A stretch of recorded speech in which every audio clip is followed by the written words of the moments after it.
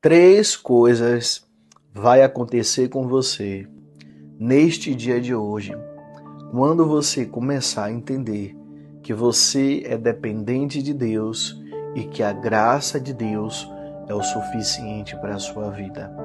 A primeira coisa é que Deus irá te alcançar. Toda vez quando você deposita a fé incondicional em Deus, Deus te alcança. A segunda coisa é que Deus vai transformar a sua vida.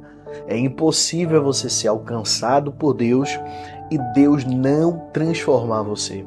E a terceira coisa é que você vai ser curado ou curada por Deus. Porque esses são os fatores de toda a bênção do Senhor. Quando você compreende que de fato você necessita dele. E que neste dia de hoje você seja alcançado por Deus. Amém.